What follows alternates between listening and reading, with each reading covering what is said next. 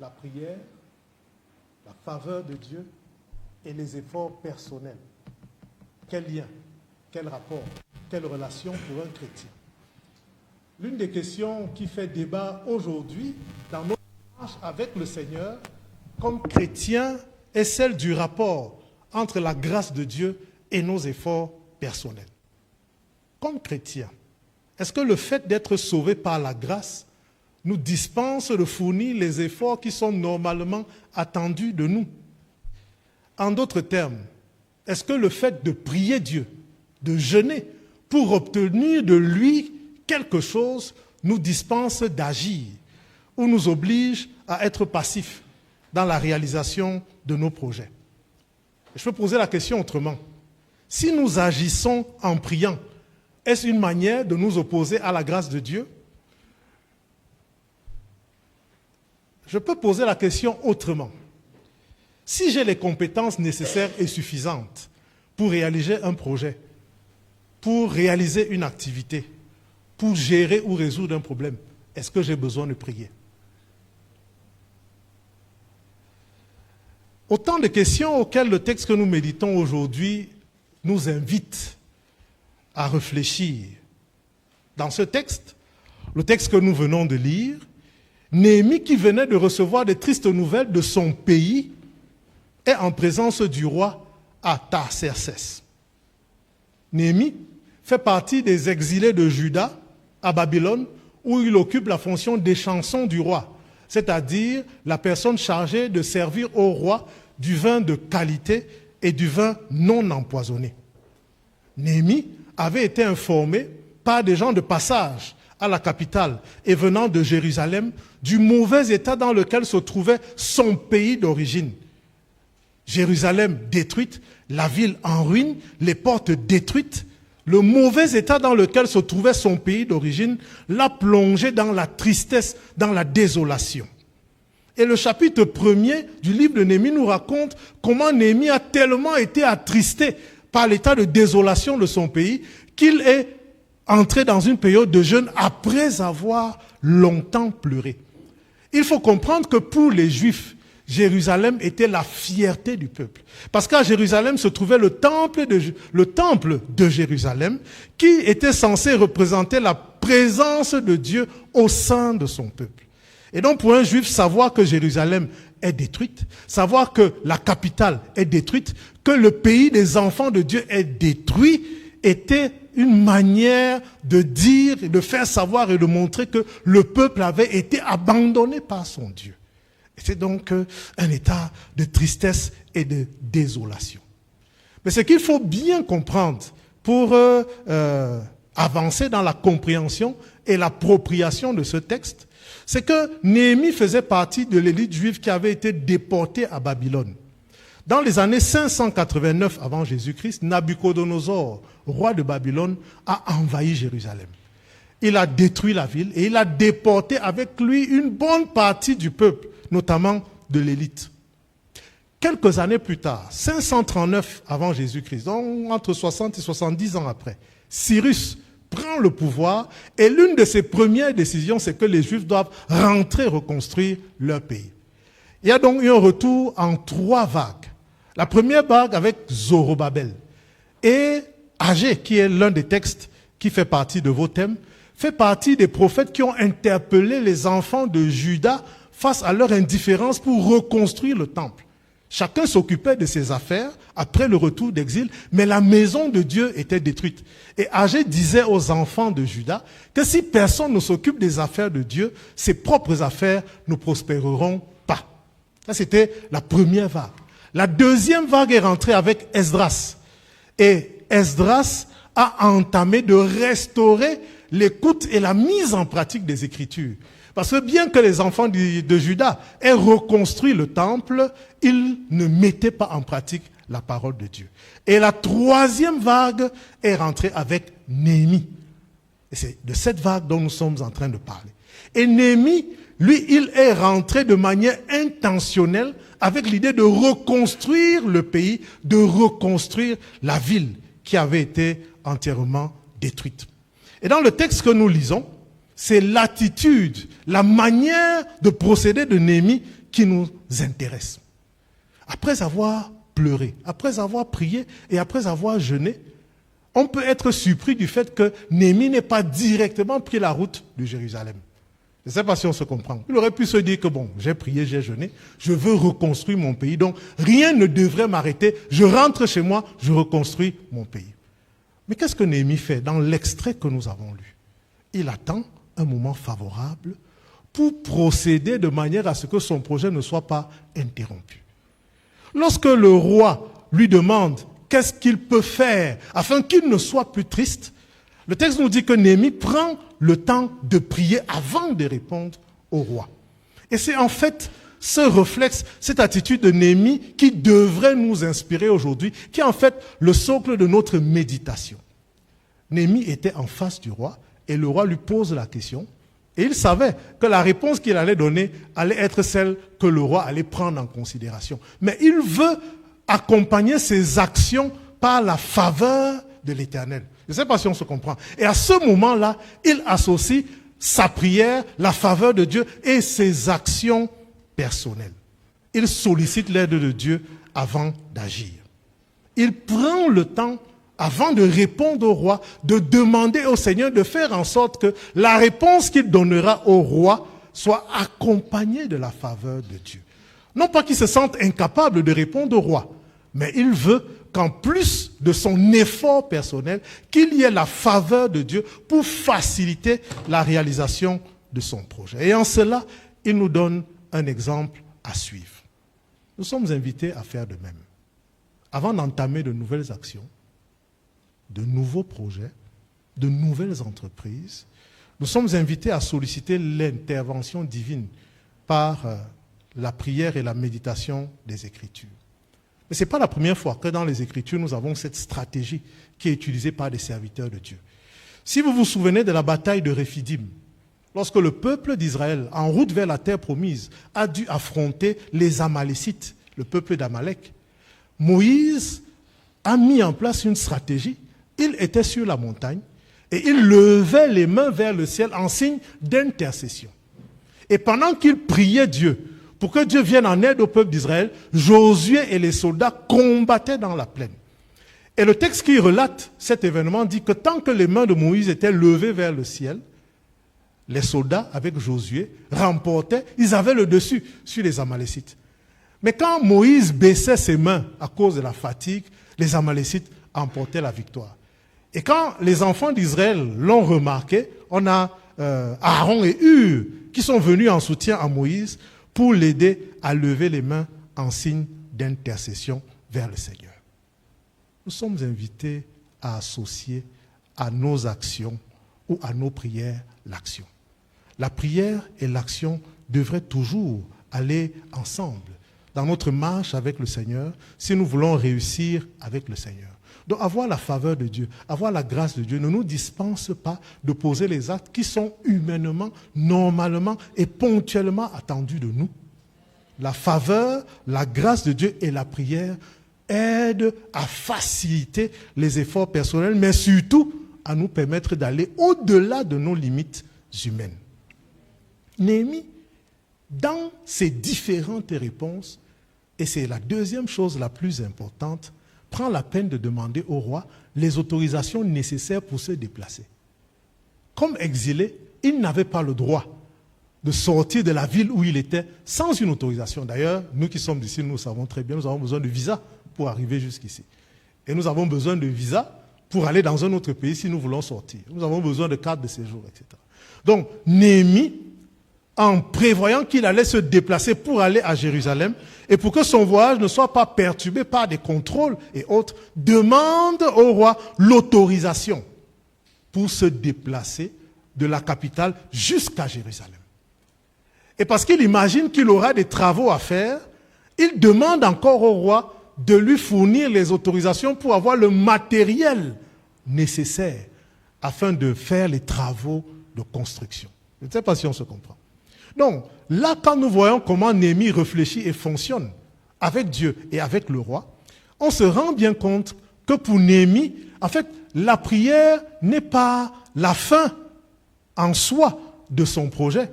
La prière est le moyen par lequel il peut avancer et réaliser son projet parce que dans la prière, il sollicite l'intervention de Dieu pour venir au secours de sa faiblesse. La prière ne le rend pas passif, mais par la prière, il veut que Dieu bénisse, que Dieu soutienne, que Dieu fortifie, mais que Dieu lui permette même d'aller au-delà de ce qu'il peut réaliser comme un être humain. Il a donc considéré que la grâce de Dieu devrait accompagner ses efforts personnels. En cela, il nous donne un autre exemple à suivre. Comme chrétien, enfant de Dieu, créature à l'image de Dieu et selon sa ressemblance, d'après le récit du livre de la Genèse, nous sommes doués d'intelligence et nous avons de l'expérience de la vie. C'est-à-dire que chaque jour qui passe, nous tirons des leçons de ce que nous vivons, des événements que nous rencontrons, de la manière selon laquelle nous mettons en pratique la parole de Dieu, des gens que nous côtoyons, des expériences bonnes, des expériences mauvaises, mais nous sommes censés tirer des leçons de ce qui se passe. Je ne sais pas si on se comprend. Et cette intelligence que Dieu nous a donnée, et ces expériences que Dieu nous permet de réaliser, ne devraient pas être mises dans un tiroir. Au contraire, Dieu veut que nous puissions nous en servir pour avancer, non seulement dans la réalisation de nos projets, mais aussi dans notre témoignage chrétien. L'intervention de Dieu dans la vie de ses enfants trouve tout son intérêt là où les êtres humains sont limités et sont dépassés. Si Dieu intervient pour ce que je suis capable de faire moi-même, alors je ne comprendrai pas quelle est vraiment l'intervention de Dieu. Je ne sais pas si on se comprend. Si vous avez 100 dirhams dans votre poche et que vous voulez acheter quelque chose qui coûte 100 dirhams, vous n'avez besoin de l'aide de personne. Sauf si vous êtes un peu escroc, n'est-ce pas? Parce que ça existe aussi. Les gens qui préfèrent demander à l'autre. Mais par contre, si vous n'avez pas 100 dirhams et que vous avez envie d'acheter quelque chose qui coûte 100 dirhams, alors vous aurez besoin de quelqu'un pour vous donner ces 100 dirhams-là. Et c'est de cette manière que la grâce, la faveur de Dieu interviennent dans notre vie. C'est pour nous permettre d'aller au-delà de ce que nos capacités humaines sont capables de faire. Cela signifie donc que nous devons prendre l'habitude de prier. D'ailleurs, le Christ a enseigné à ses disciples que pour obtenir ce dont ils ont besoin, ils doivent demander, et l'on vous donnera. Mais il a également ajouté qu'il faut chercher pour trouver et qu'il faut frapper pour qu'une porte s'ouvre. En d'autres termes, il invite ceux qui prient, ceux qui demandent, à associer à la prière des actions cohérentes avec ce qu'ils demandent à Dieu. Mais pas seulement des actions cohérentes, c'est-à-dire des actions qui conviennent à ce que je demande et qui sont dans le bon sens, donc dans le sens de l'éthique. La faveur et la grâce de Dieu qui accompagnent nos efforts nous conduisent à la réussite. Le Christ ressuscité a promis à ses disciples une force surnaturelle qui viendra amplifier leur capacité pour témoigner de lui. Et vous recevrez une puissance, le Saint-Esprit survenant sur vous, et vous serez mes témoins.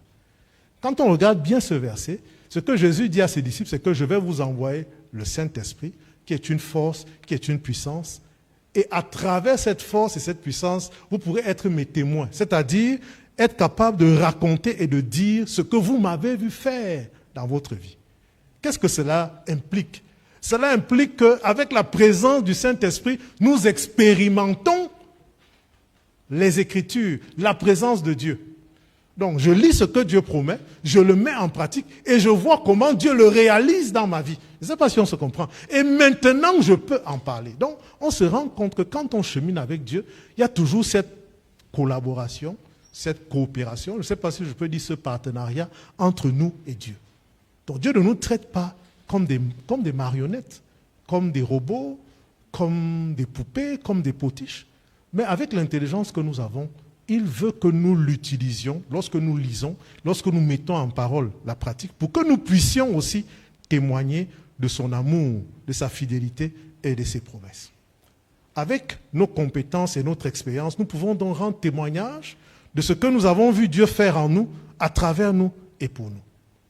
Aujourd'hui, nous sommes invités à reconsidérer nos voies, c'est-à-dire notre manière de cheminer avec le Seigneur. Si nous voulons cheminer avec le Seigneur de manière appropriée, de manière heureuse, c'est-à-dire comme Dieu le veut, Chacun de nous est invité à revoir sa manière de marcher avec Dieu. Comment est-ce que je chemine avec le Seigneur pour obtenir, pour vivre concrètement les effets de sa présence, de sa bénédiction dans ma vie? De quelle manière est-ce que je procède lorsque je veux obtenir quelque chose en comptant sur Dieu? Est-ce que j'abandonne mes responsabilités à Dieu? Est-ce que j'abandonne mes responsabilités aux esprits, aux sorciers ou aux autres? Je dois réussir à un examen. Je veux réussir à un examen. Est-ce que je vais passer le temps à jeûner, à prier pour réussir, en négligeant l'essentiel qui conduit à la réussite? Suivre les cours, ça commence par là. Étudier les leçons, ça se poursuit. Faire ses devoirs, je ne sais pas, etc., etc., etc. Et être en règle avec tout ce que l'on demande à l'institution. Si je veux réussir professionnellement, est-ce que je vais passer mon temps lorsque j'arrive au bureau ou au boulot à m'enfermer, à prier, à jeûner, pendant que le service que je dois rendre ne se fait pas? Ou bien je vais être arrogant, je vais être méprisant, je vais être négligent parce que j'ai la faveur de Dieu, le Dieu qui a tout, le Dieu qui est tout puissant et qui peut me permettre de réussir au-delà de ce que je veux. C'est pareil si je veux réussir dans un foyer, si je veux même réussir dans l'église. On se rend compte qu'en fait, nous sommes invités à revoir notre manière de cheminer avec Dieu. Le fait de prier régulièrement et de jeûner, le fait d'être sûr d'avoir la faveur de Dieu, parce que nous sommes des enfants de Dieu et nous avons la grâce de Dieu, ne nous dispense pas de poser les actes qui vont dans le sens de ce que nous attendons que Dieu nous donne.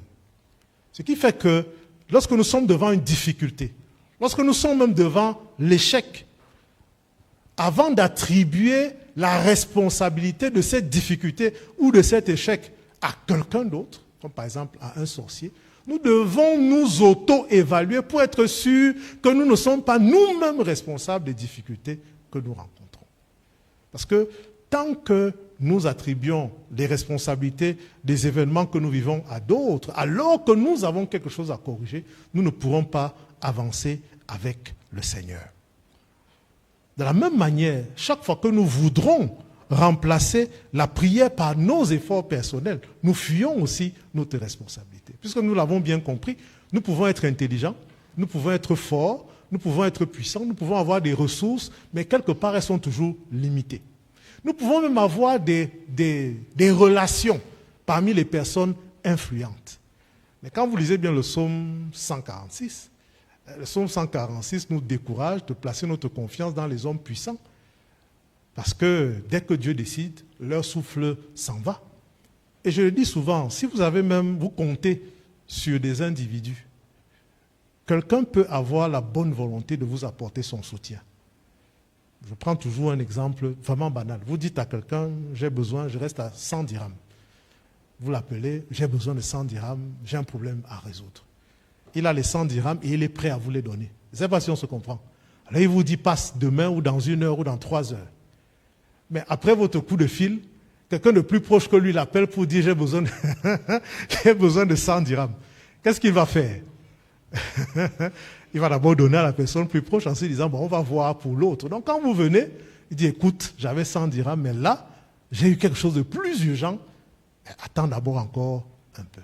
Je ne sais pas si on se comprend.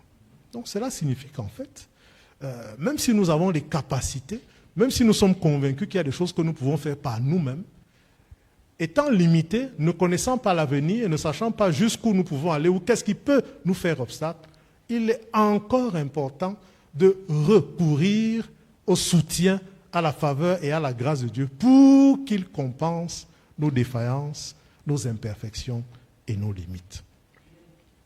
Chaque fois que nous prendrons donc les devants en mettant en avant nos forces personnelles, nous excluons le Seigneur de nos activités et de nos projets. Ce que le texte que nous méditons aujourd'hui nous invite à faire, c'est de rechercher le bon équilibre entre la faveur, la grâce de Dieu qui est acquise, c'est un acquis, et les efforts personnels que Dieu attend de nous. L'apôtre Paul qui disait que Dieu n'aime pas les paresseux. La prière, c'est le privilège que nous avons en tant qu'enfants de Dieu. C'est-à-dire, c'est un privilège que nous avons de parler directement au Dieu Tout-Puissant pour lui confier ce qui nous préoccupe. À travers la prière, Dieu intervient, il entre. Donc nous ouvrons des aspects de nos vies à Dieu. Et cela, c'est par pure grâce. Une grâce qui nous est donnée parce que nous confessons Jésus-Christ comme notre Seigneur et Sauveur. Lui qui est mort sur la croix pour nous réconcilier avec Dieu. Non, c'est une grâce, c'est une faveur que nous avons. Mais nous l'avons suivi. Le Seigneur Jésus lui-même, qui s'est sacrifié pour nous réconcilier avec Dieu, nous enseigne que quand nous prions, nous devons aussi chercher et nous devons frapper. C'est-à-dire que ce que Dieu attend de nous, c'est que humainement nous fassions ce qui est attendu de nous pour qu'il nous vienne en aide là où nos limites humaines nous empêchent d'arriver. La prière, c'est donc ce privilège que nous avons par pure grâce, mais qui rend Dieu disponible pour nous, lui permettant de nous guider, de nous aider, de nous protéger. À nous de savoir entretenir avec lui une relation personnelle, de manière à ce qu'il puisse intervenir convenablement dans chacune de nos vies. Aujourd'hui, la parole de Dieu nous invite à savoir faire recours à l'aide de Dieu afin qu'il bénisse nos efforts personnels. Que celui qui a les oreilles pour entendre, entende. Amen.